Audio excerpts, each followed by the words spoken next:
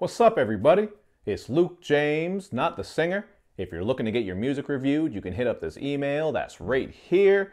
But today, I'm going to hit you guys up with the review for this project from Ezra Pugh called the EP Mixtape. Now, Ezra Pugh is a rapper who's coming out of Riviera Beach, Florida, and if you want to find out more about him and check out his music, you already know what to do, man. Just take a look at the information box I got for you underneath this video. But first things first, one of the main things I noticed about this project is the Kanye West influence. You'll notice it in the way that he raps sometimes, also in the soulful sample-based production, and even on that outro track. It actually has a little bit of a Last Call vibe, like what Kanye West had happening on College Dropout, so you're going to notice a lot of these instances as you listen through. But since I did bring up the production, I gotta shout it out because I think it's actually one of the best things about this project. You'll notice some very nice jazzy horn samples on the song Penmanship, and then on the song called Keep Me Baby, we get this soulful jazz infusion. I actually think this is one of the best tracks on the project, as he also gets into a little bit of a love story here, so that was quite interesting. But then, moving forward, we gotta talk about Retrospect and Flashback, because I think it really had some of the best content on here. This is a track where he's obviously getting nostalgic and looking back, just speaking on some of the lessons he's learned as well as the past love experiences that he's had. I think this track really connects you with him as a person and also as an artist, so that would be one of the standout moments here. But I do have to say there are some pitched up vocals on this that are over the top and annoying. They do kind of take away from this track a little bit, and there are some other instances of vocals not being up to snuff. For example, on Last Train Home, we're getting some dull sing-songy flows, as well as some flows that just aren't really tightened up too much.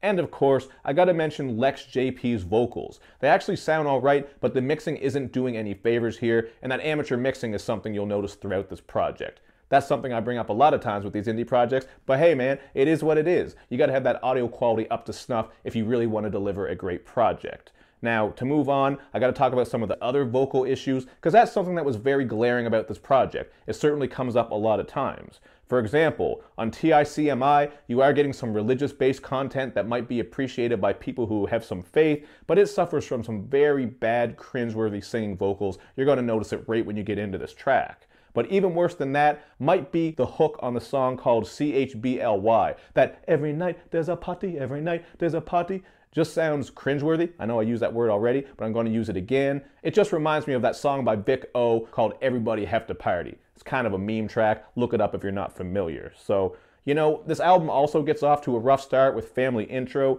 Here, the track is just crowded with excessive sample chopping and some run-on flows, so this was a moment that could have been improved greatly. And of course, I gotta mention that audio quality. It's gonna show up all over this project, and it really does hold it back. But the most glaring example of these audio issues comes on the song called Another Prayer, where the volume actually just jumps up randomly near the end of the track. That just really threw me out of the track altogether. So, you know, these are all a bunch of little things that need to be fixed, and a big reason why I'm gonna go with a 2 out of 5 here. I do hear some of the potential in the rhyming. It is a bit sloppy at times, although at other times he is holding it together quite well. And he does have a decent delivery and vocal style when he's rapping. I think if he tightens up his flows, he could certainly be a decent rapper.